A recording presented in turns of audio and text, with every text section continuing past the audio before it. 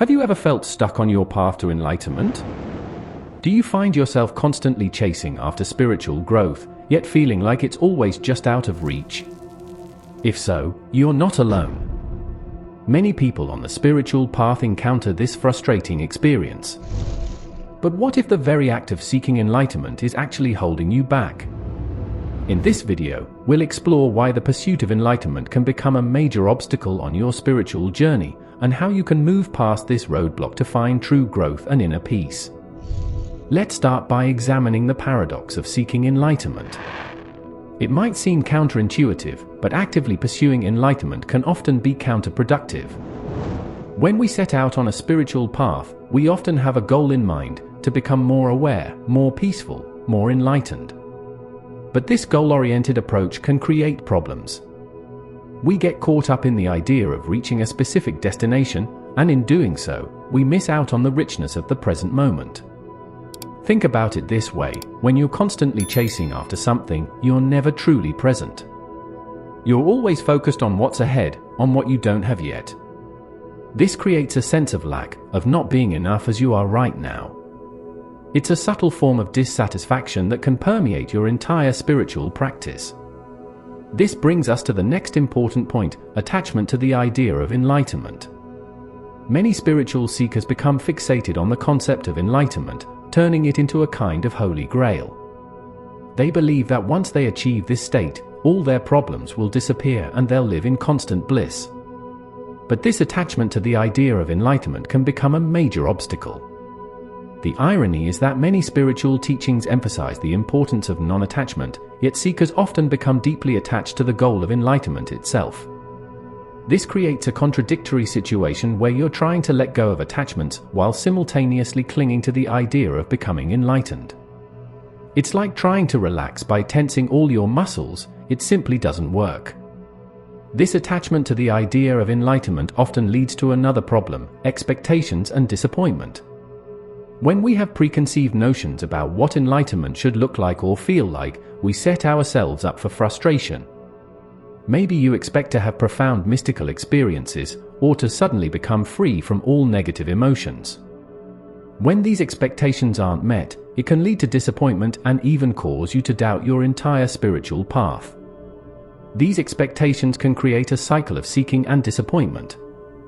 You strive for enlightenment, don't achieve what you expected, feel discouraged, and then redouble your efforts, thinking that if you just try harder, you'll finally break through.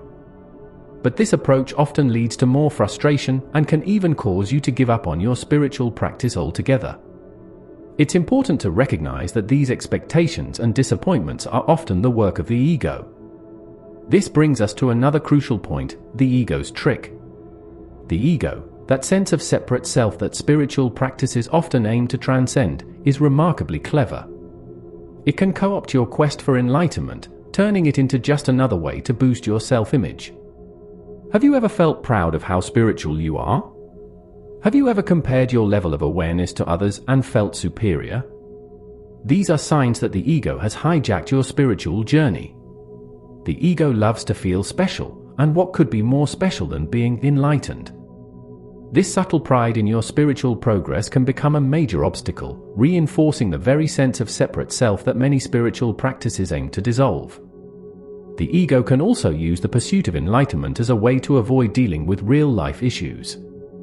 It's much easier to focus on lofty spiritual concepts than to face the messy realities of everyday life.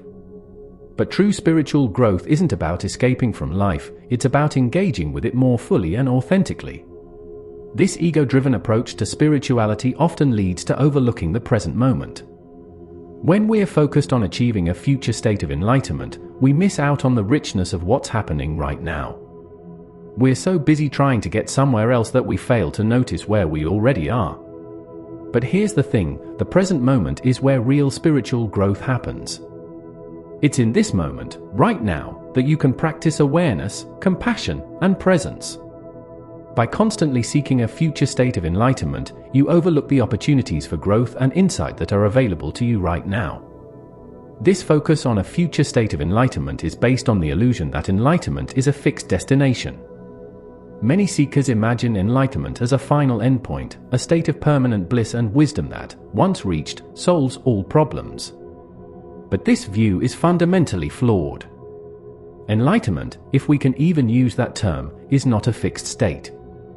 It's not something you achieve once and for all. Instead, spiritual growth is an ongoing process. It's a continual unfolding of awareness, a deepening understanding of yourself and the world around you. This process doesn't have an endpoint, it's a lifelong journey of discovery and growth. Understanding this can be liberating. When you let go of the idea that you need to reach some final destination, you can start to appreciate the journey itself. Each moment becomes an opportunity for growth and insight, rather than just a step on the way to some imagined future state. This brings us to a crucial point, the power of letting go of the search. Paradoxically, one of the most powerful steps you can take on your spiritual path is to stop trying so hard to be spiritual. When you release the need to achieve enlightenment, you open yourself up to unexpected insights and experiences. This doesn't mean giving up on spiritual practice altogether. Rather, it means approaching your practice with a different attitude. Instead of striving to achieve something, you can simply be present with what is.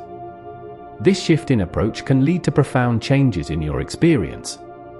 When you let go of the search for enlightenment, you might find that the very qualities you were seeking, peace, clarity, compassion, arise naturally. They were always there, but your intense seeking was creating too much noise and tension for you to notice them. So how do you make this shift? One key approach is cultivating awareness. This means developing the ability to observe your thoughts, emotions, and patterns without getting caught up in them. It's about becoming a witness to your own experience, rather than being completely identified with it. This practice of awareness is different from the striving mentality we've been discussing. Instead of trying to achieve a particular state, you're simply noticing what's already here. This might sound simple, but it can be profoundly transformative. As you develop this awareness, you might start to notice the ways in which you've been blocking yourself. You might see how your expectations about enlightenment have been creating tension and frustration. You might notice how your ego has been using spirituality to make itself feel special. These insights can be uncomfortable, but they're also incredibly valuable. They allow you to see clearly the obstacles you've been placing in your own path. This practice of awareness isn't something you do just during meditation or other formal spiritual practices. It's something you can bring into your daily life. This integration of spiritual insights into everyday experiences is a crucial aspect of genuine spiritual growth. When you bring awareness to your daily activities, whether you're working, interacting with others, or just going about your routine, you start to see the extraordinary in the ordinary. You begin to find meaning and depth in moments that you might have previously overlooked. This approach to spirituality is very different from the goal-oriented seeking we discussed earlier. Instead of always looking for the next big spiritual experience, you learn to appreciate the richness of ordinary moments. You start to see that every interaction, every experience, is an opportunity for growth and insight. This shift in perspective can have a profound impact on your life. You might find that you're more present in your relationships, more engaged in your work, more appreciative of simple pleasures.